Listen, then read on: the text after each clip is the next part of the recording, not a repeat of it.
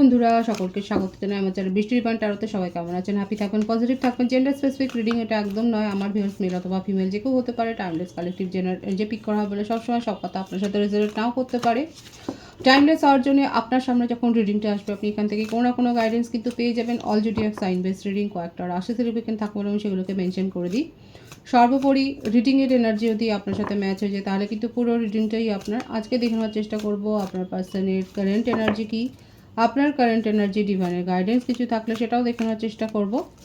রিলেশনশিপের happy moments ভাবতে পারেন, পার্সনের নাম ভাবতে পারেন, তার ছবিও ভাবতে পারেন। প্রথমে দেখে নেব আপনাদের সিচুয়েশানটার ঠিক কী ক্লারিফিকেশান আছে, লাভ সিচুয়েশানে কী ক্লারিফিকেশান আছে সেটা আমি দেখে নেওয়ার চেষ্টা করব। যে কোনো কানেকশানে কিন্তু আপনারা থাকতে পারেন। পজিটিভলি আপনার পার্টনারের কথা ভাবুন, দেখব কী চলছে আপনাদের কানেকশানে, ডিভাইন কী দেখাচ্ছে, কী ক্লারিফিকেশান আসছে দেখব। Hard climb, many issues to deal with or difficult conversation. কথাবার্তা একবারই হচ্ছে না, না দুজনেরই মনে হচ্ছে যে এই সম্পর্কটাকে নিয়ে এগিয়ে যেতে গেলে যথেষ্ট কাঠখড় পোড়াতে হবে। ঠিক এই ব্যাপারটাই আপনার পার্টনারের মনেও আছে, আপনার মনেও রয়েছে এবং ক্লারিফিকেশানে এটাই এসছে। হার্ড টু ক্লাইম্ব, বুঝতেই পারছেন তো, সম্পর্ককে গ্রো করতে গেলে যতটা এফোর্ট দিতে হবে সেই এফোর্টটা দেওয়ার জন্য যেন আপনাদের শক্তিটাই কোথাও না কোথাও শেষ হয়ে গেছে, তাই না? এনার্জি লস্ট, দেখি আর কি আছে ক্লারিফিকেশানে। Hidden thorns, look beyond the romance to discern true intention. True intention, এখানে যেটা দেখা যাচ্ছে যে আপনারা দুজনেই দুজনের কাছ থেকে অনেক কিছু হাইড করে গেছেন, নিজের ইমোশনকে হাইড করে গেছেন এবং যা শো করেছেন সেটা শুধু শো করানোর জন্যে।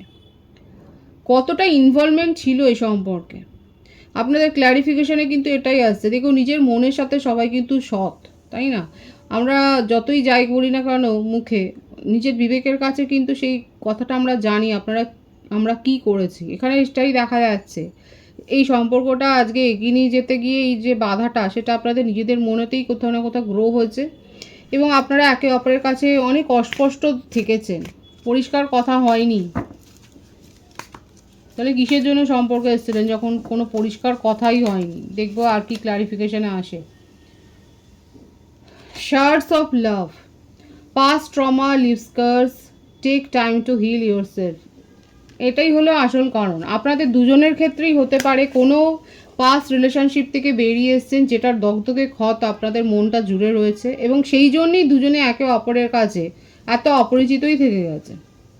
দুজনের কাছে মন খুলে কথা বলেননি। এটা দুজনের ক্ষেত্রেও হতে পারে, যে কোনো একজনের ক্ষেত্রেও হতে পারে। আপনাদের সিচুয়েশান কী আছে সেটা বলবেন। ক্ল্যারিফিকেশানে এটাই এসছে কারণ আপনাদের যে প্রেজেন্ট সিচুয়েশান সেখানে এটাই আছে।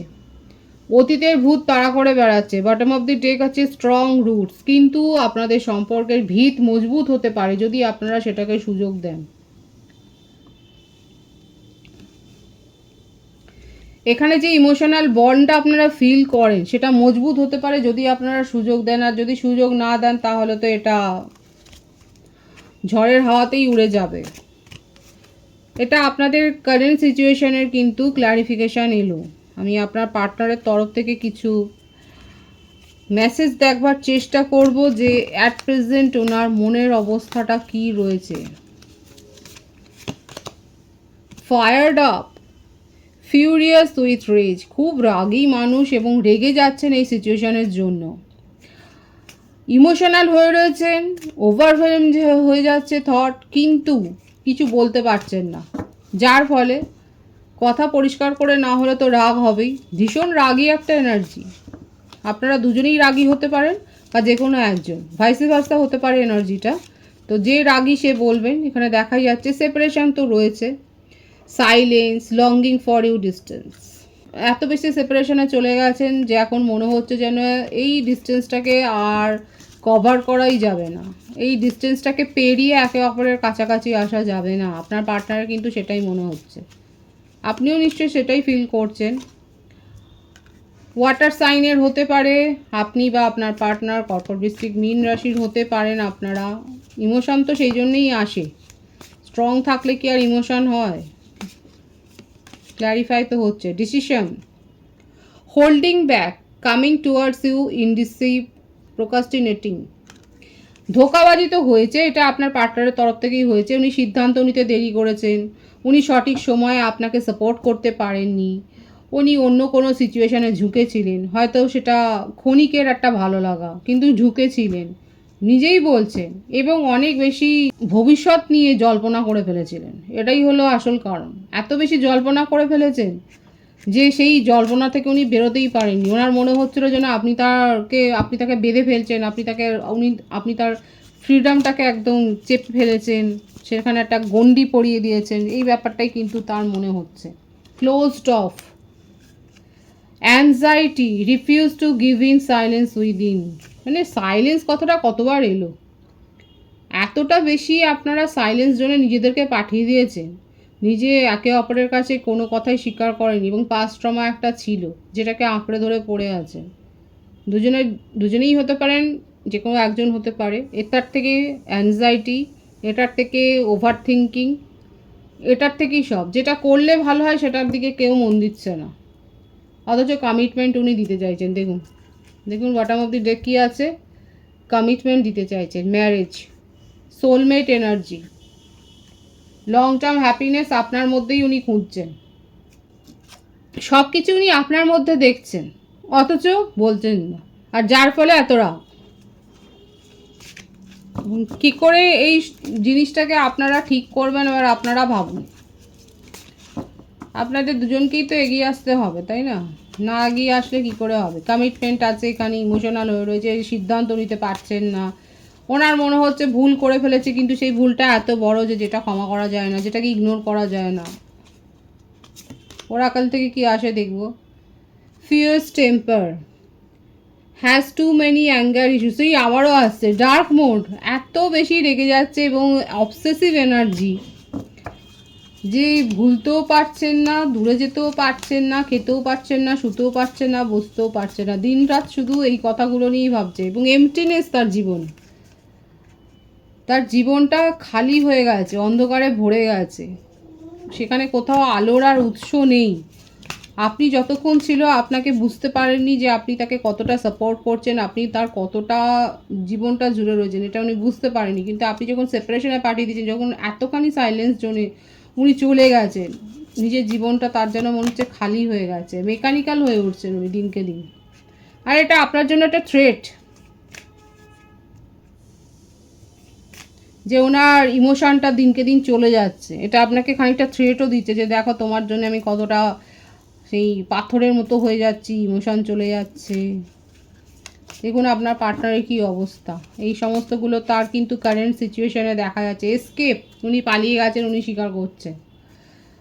উনি আপনার থেকে অনেক দূরে চলে যাচ্ছেন, সেটা উনি স্বীকার করছেন, যে আপনাকে সঠিক সময় উনি কোনোভাবেই সাহায্য করতে পারেননি, এবং নিজের মনে মনেই তার জন্যে কিন্তু উনি একদম মরমে মরে যাচ্ছেন, নিজেই জ্বলছেন, নিজেই পুড়ছেন, এবং কি করে এখান থেকে উনি রেহাই পাবেন সেটা কিন্তু তার জানা নেই। এত ইমোশনাল হয়ে রয়েছেন, এত তার কারেন্ট এনার্জিতে কিন্তু এই ব্যাপারগুলো এসছে, এতটা ক্ল্যারিফিকেশান কিন্তু এলো। সুতরাং বুঝতেই পারছেন আপনার পার্টনারের অবস্থাটা কী, এবং এটা আপনাকে থ্রেটও করছে যে ওনার মধ্যে থেকে সব ইমোশনগুলো যেন মরে যাচ্ছে, উনি পাথরের মতো শক্ত হয়ে যাচ্ছেন। জাজমেন্ট চাইছেন উনি আপনার কাছে এটাই এখন ডিজায়ার করছেন, যে ভুলটা হয়ে গেছে সেটা কি ইগনোর করা যায় না? যদি ইগনোর করা যায় তাহলে ফিরে আসো। নিজের ইগো এত বড় বেশি যে সেখান থেকে উনি নিজে মুখে বলতে পারছেন না। আর আপনাদের রিলেশনশিপে রিভার্ট হবে, একটা রিউনিয়ন হবে, যদি আপনারা দুজনে সহমত হন, যদি দুজনের মতামতটা একই জায়গায় আসে। দেখুন কমিটমেন্টের ব্যাপারটা এলো, এখানে এসেছিল কমিটমেন্ট, এই যে কমিটমেন্ট এসেছিল, এই ব্যাপারটা এখানে ক্ল্যারিফাই হলো। ওয়াটার সাইন এসেছিলো, ওয়াটার সাইনই এখানে দেখা যাচ্ছে। যারা ইউনিয়ন করতে চাইছেন, আপনার পার্টনারকে ভীষণভাবে মিস করছেন, যদি দেখুন আপনার পার্টনারের বিয়ে না হয়ে গিয়ে থাকে, তো অনেকের কমেন্টসে দেখি যে বিয়ে হয়ে গেছে, তাহলে সেক্ষেত্রে বসে থাকার তো কোনো মানে নেই। যখন তার বিয়ে হয়ে গেছে, সে যখন চলে গেছে, তখন তো সেখানে আর কিছু পাওয়ার নেই। এটা হচ্ছে তখন আপনি অন্য কাউকে নিয়ে ভাবতে পারেন। তো যদি জানেন যে আপনার পার্টনারের অন্য কোথাও কমিটেড নয় সিরিয়াসলি, তো সেক্ষেত্রে কিন্তু এখানে আপনারা কমিটমেন্ট পেতে চলেছেন। ইউনিয়ন করতে চাইলে ইউনিয়ন হবে, সেটাও কিন্তু দেখা যাচ্ছে তার কারেন্ট এনার্জি থেকে।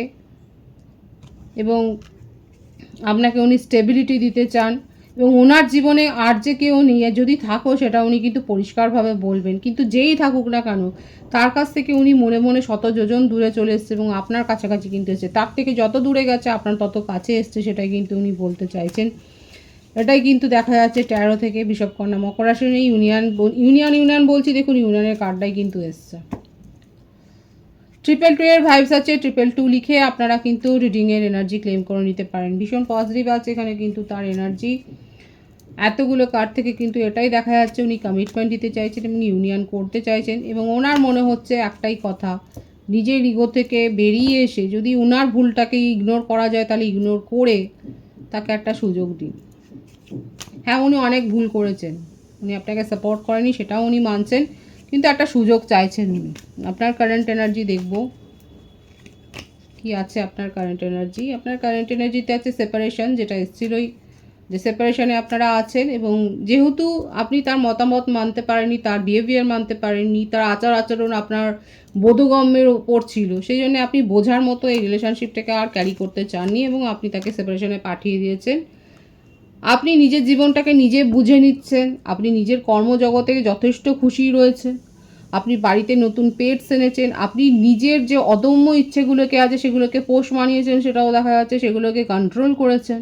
ওভার ইমোশনাল নয়, খুব বেশি প্র্যাকটিক্যালও নয়, ব্যালেন্স মেনটেন করছেন। আপনার জীবনে ফাইন্যান্সিয়াল অ্যাবেন্ডেন্স এসছে, কোনো একটা জমি বাড়ি প্রপার্টি বা এই ধরনের কোনো একটা ফিক্সড অ্যাসেটে আপনি ইনভেস্ট করেছেন, সেটা দেখা যাচ্ছে। আপনি নিজের লুকস চেঞ্জ করেছেন, আপনি অনেক বেশি দেখা যাচ্ছে মানে নিজের ইমেজটাকে মেনটেন করছেন, আপনার কথাবার্তা লোকে শুনছে, আপনার সিদ্ধান্তকে স্বীকার করছে, কারণ আপনি লজিক্যাল কথাবার্তা বলছেন। আর আপনার পার্টনার জন্য আপনার মনে কী ফিলিংস আছে, আপনি তার জন্যে বসে তো নেই, আপনি নিজের ইমোশনকে কন্ট্রোল করে নিয়েছেন, কারণ আপনার মনে হচ্ছে এই ধরনের মানুষকে কন্ট্রোল করার থেকে নিজের ইমোশনকে কন্ট্রোল করা অনেক ভালো। কারা কারা এটা ভাবছেন? সিংহ রাশির ভাইবস এখানে রয়েছে। এখানে দেখা যাচ্ছে যে আপনি যথেষ্ট নিজেকে স্ট্রং করেছেন এবং নিজের চিন্তা ভাবনা চেঞ্জ করেছেন, পরিবর্তন করেছেন, এবং আপনার মনে হচ্ছে এই ধরনের সম্পর্কে জড়িয়ে বা এই ধরনের মানুষকে কন্ট্রোল করার চাইতে নিজের ইমোশনকে কন্ট্রোল করা অনেক ভালো।